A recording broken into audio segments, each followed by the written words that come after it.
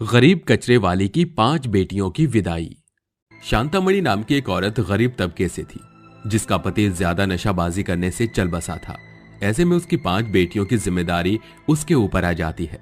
उनका मकान मालिक उन्हें घर से बेघर कर देता है, जिसके बाद शांतामणि अपनी 5 बेटियों, जो कि 2 नितारा और तारा 4-5 साल की थीं, और शिवानी, पीहू, पाखी 9 से 12 साल की उम्र की थी, रोड पर अपने बच्चों के साथ भटकते हुए वो पेड़ के नीचे बैठ जाती हैं, जहां उसकी छोटी बेटी तारा कहती है, माँ बहुत भूख लगी है, तो खिला दो ना माँ। हाँ माँ, अब पेट में तोते तोते तू है, दूध लाए हैं। माँ ये कब तुतलाना छोड़ेंगी? बेटा बहुत छोटी है, जब बड़ी हो जाएगी तो ऐसा नहीं बोलेगी। माँ पेट में बहुत दर्द होला है और दीदी मदार तुला रही है, इन्हें पता नहीं ना था तित्ती भूत लगी है, तुम बातें तो थाया नहीं हम तम दे। माँ भूख लगी है, कुछ खिला दीजिए ना, सुबह से बहुत चल रहे हैं, अब पैरों में भी दर्द हो रहा है, पापा के जाने के बाद कितना कुछ हमारे साथ हो रहा है। कोई बात नहीं बेटा, फिलहाल तुम सबकी सुरक्षा के लिए पहले मुझे कोई जगह देखनी होगी। थोड़ा सा बच्चों और आगे चलो, मैं वहीं से खाना खिला देती हूँ। माँ मेरे पैरों में दर्द हो रहा है। आजा, मैं तुझे अपनी गोद में ले लेती हूँ। तभी शांतामणि अपनी छोटी बेटी को गोद में लिए बाकी बच्चों के साथ आगे आगे चलती है, जहां हैंडपंप से वो पानी पिला देती है और मंदिर के बाहर बंट रहे खाने से अपने बच्चों को खाना खिला देती है। जिसके बाद उसके भूखे बच्चे और खाना मांगते हैं तो पुजारी कहता है, अरे तुझे और तेरी बहन को मैंने 3 बार खाना दे दिया, अब क्या भंडारे के नाम पर सारा भंडारा तुझे ही खिला दूं? चल निकल यहाँ से, पता नहीं भिखारी कहाँ कहाँ से आ जाते हैं, तुम्हारी जगह रोड और कचरे में है, भागो यहाँ से। पंडित जी ऐसा मत कीजिए प्लीज, बहुत भूख लगी है। पंडित जी, मैं आपके आगे हाथ जोड़कर कहती हूँ, मेरे बच्चों को खाना खिला दीजिए, बहुत देर से भूखे हैं, इसके बाद भी खाना कितने दिन तक नहीं मिलेगा ये भी नहीं पता। लगता है तुम भिखारी ऐसे नहीं मानोगी, तुम्हें धक्का मारकर यहाँ से निकालना पड़ेगा। तभी पुजारी उन्हें धक्के मारकर 5 बच्चों समेत बाहर निकाल देता है, जिसके बाद वो फिर से भटकने लगते हैं। तेज बारिश आती है तो वो अपने बच्चों को एक पेड़ के नीचे लाकर खड़ा कर देती है, जहां भी वो भीग जाते हैं और शिवानी, पीहू चीख मारते हैं। माँ ठंड लग रही है। माँ मुझे तो बहुत कपकपी हो रही है, मेरे पास तो 1-2 जोड़ी से ज्यादा कपड़े भी नहीं है। माँ हमें कोई छत तो दो ना माँ, दोनों छोटी बीमार पड़ जाएंगी। तुम चिंता मत करो बच्चों, इस बारिश के कम होते ही मैं कोई जगह ढूंढ लूंगी जहां तुम रह सको। अरे तारा को बुखार आ गया, हे भगवान, हम गरीबों पर ये कैसा दुख का बवंडर छाया है। मेरे बच्चे ऐसे समय में ठंड से काट रहे हैं और कोई घर भी नहीं है, बच्ची को भी बुखार आ गया, कोई सहारा दीजिए भोलेनाथ। तभी सामने जाते रिक्शे से एक बड़ी सी पन्नी गिर जाती है, जिसे उठाकर शांता अपने बच्चों को ढककर जैसे तैसे एक पार्क में ले जाती है, जहां उसे बड़े बड़े पाइप मिलते हैं और उस पाइप में माँ बेटियां बैठ जाती हैं। बच्चों आज से यही हमारा घर है, हम यहीं रहेंगे, बारिश कम हो जाएगी तो आग जला दूंगी। बारिश बंद होते ही शांता रूखा सूखा कचरा कहीं से उठाकर जैसे ही जलाने जाती है तो एक कचरे वाला कहता है, अरे बहन ये क्या कर रही हो तुम, इसे जलाओ मत, सामने वाली दुकान पर इसे बेच दो, कम से कम तुम्हें इसके 20-30 रुपए मिल जाएंगे। कहाँ भैया, क्या सच में भैया इसके पैसे मिलेंगे? अरे हाँ, कचरा ढूंढकर वहाँ जमा कर दिया करो, अरे उसके पैसे मिलते हैं। भैया आपका बहुत बहुत शुक्रिया बताने के लिए। तभी शांता वो कचरा लेकर कचरे वाले को बेच देती है, जिससे उसे 30 रुपए मिलते हैं और उन पैसों से वो सस्ते ढाबे से खाना लाकर थोड़ा थोड़ा बच्चों को खिला देती है और कहती है, क्यों ना मैं कचरा ढूंढना शुरू कर दूं, जिससे बच्चों का पेट पाल सकती हूँ और तारा के लिए अभी दवाई भी ले आऊंगी। बच्चों मैं अभी आती हूँ। आप कहाँ जा रहे हो? अभी तो आई हो। कचरा ढूंढूंगी बेटा, जिससे तुम्हारा पेट पाल सकूं। आप अकेले क्यों जा रही हो? हम भी आपकी मदद करवाते हैं। ठीक है, तुम और पीहू मेरे साथ चलो। पाखी बेटा तुम इन दोनों का ख्याल रखना, बड़ी हो ना, मैं जल्दी आ जाऊंगी, कहीं जाना मत। तभी शांता अपने बच्चों को समझा देती है और दोनों अपनी माँ के साथ कूड़ा कचरा बीनती हैं, जिनके बदले में कचरे वाला उन्हें कुछ पैसे देता है और इस तरह वो कचरा ढूंढ ढूंढ कर अपना गुजर बसर करने लगती हैं। एक दिन शांता को कूड़ा बीनते हुए सोने की अंगूठी मिलती है, जिसका मालिक न मिलने पर वो एक किराए का कमरा लेकर अपने बच्चों के साथ वहां रहती है, चूल्हे पर खाना बनाती है और कचरा ढूंढ ढूंढ कर घर का खर्चा चलाती है। इस तरह 15 बरस बीत जाते हैं। पांचों बेटियां बड़ी हो जाती हैं। वो भी अपनी माँ के साथ कूड़ा कचरा बीनती हैं, साथ ही पढ़ाई भी किया करती थी और थोड़ा बहुत उसने दहेज भी इकट्ठा कर लिया था।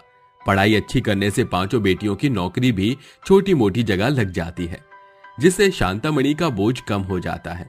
तभी एक दिन अपनी बेटियों से वो कहती है, बेटा तुम कितना काम करोगी, तुम पांचों बड़ी हो चुकी हो, मैं रहूं या ना रहूं कुछ कह नहीं सकते, शरीर में जान नहीं है, इसलिए तुम पांचों के लिए मैंने एक बहुत अच्छा रिश्ता देखा है। पांचों भाई बहुत अच्छे हैं, शादी करके तुम वहां बहुत खुश रहोगी, तुम्हें मंजूर तो है ना? माँ, आपने हमारे लिए जैसा भी रिश्ता देखा है हमें मंजूर है, क्योंकि आप हमारे लिए कभी कुछ गलत नहीं कर सकती। कुछ दिन बाद उनके छोटे से घर में उन पांचों बेटों की माँ कावेरी आकर कहती है, देखिए बहन जी, मुझे आपकी बेटियां बहुत पसंद हैं, गोरी हैं, बाहर का कामकाज भी करना जानती हैं, इसलिए अपने हीरे जैसे बेटे से मैं उनकी शादी कराने के लिए तैयार हूँ, पर आप थोड़ा बहुत दहेज का सामान भी रखिएगा। आप चिंता मत कीजिए, पांचों बेटियों के हिसाब से मेरे पास जो है मैं सब कुछ करूंगी, आप शादी की तैयारी कीजिए। ये सुनकर कावेरी चली जाती है। अगले हफ्ते शांतामणि की पांचों बेटियों की शादी कावेरी के पांचों बेटों से हो जाती है। तभी विदाई के समय दहेज का सामान देखकर कावेरी विदाई रोककर कहती है, माफ कीजिएगा शांतामणि बहन, लेकिन हम आपकी बेटियों को विदा करके घर नहीं ले जा सकते। आपने कहा था आप अच्छे से दहेज वगैरह देंगे, लेकिन ये सब क्या है? पांचों बेटियों के नाम पर आपने एक टीवी, अलमारी, बेड दे दिया, ना फ्रिज है ना एसी है, हाथ पर पैसे भी 20,000 रुपए रखे हैं। 5 बेटियों के हिसाब से 5 जगह दहेज भी तो देती। बहन जी, मुझसे जितना हो पाया मैंने उतना कर दिया, बहुत संघर्ष करके ये सब जमा किया है मैंने अपनी बेटियों के लिए। मुझे लगा था आप खुले विचारों की हैं तो दहेज की मांग नहीं करेंगे और इतने से बात बन जाएगी। मैं आपके आगे हाथ जोड़ रही हूँ, मेरी बेटियों की डोली मत रोकिए। नहीं, आपको दहेज जुटाना ही होगा। तभी लोगों के सामने शांतामणि भीख मांगने के लिए मजबूर हो जाती है, किसी सब्जी वाले से तो किसी दूध वाले से, मगर कोई भी उसे पैसे नहीं देता है।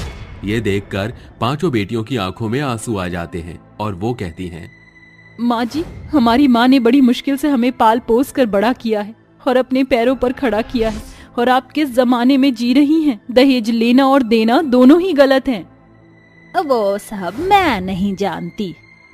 माँ जी, आप ये तो जान ही लीजिए कि हमारी माँ ने कैसे हमारा पालन पोषण किया है। पाइप में रहते थे, कचरा बीनकर हमें खाना खिलाया है, पढ़ाया है, काबिल बनाया है।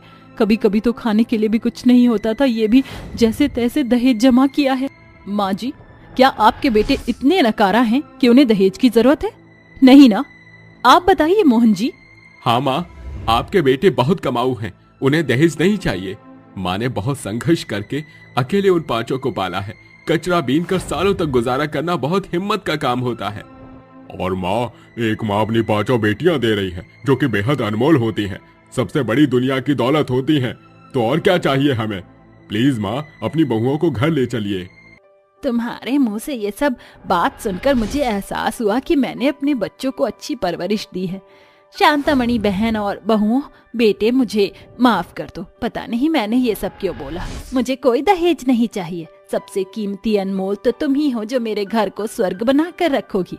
चलो बेटा, बहुओं को अपने घर ले चलो। शुक्रिया बहन जी।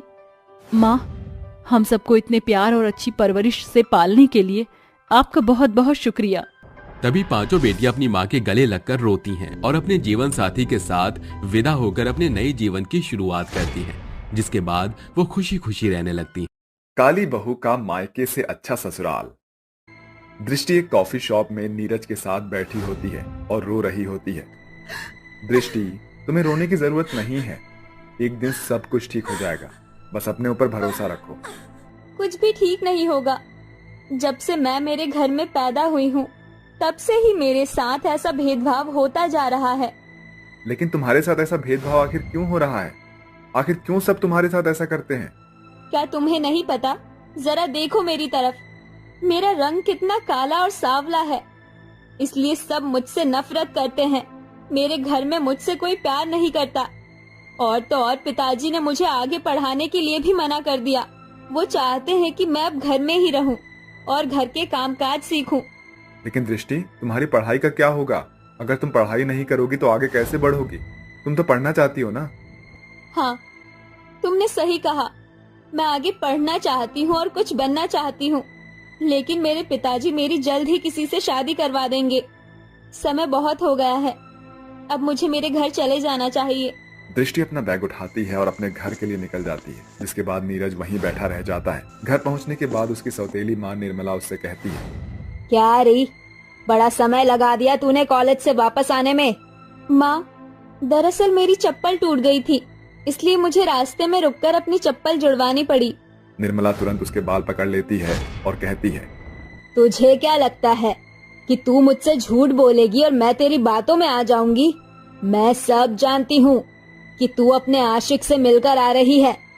कान खोलकर सुन ले, कुछ दिनों में तेरी शादी तय हो जाएगी और अगर तूने दोबारा उस लड़के से मिलने की कोशिश की तो मैं तेरे हाथ और पैर काट के कब्रिस्तान में दफना दूंगी।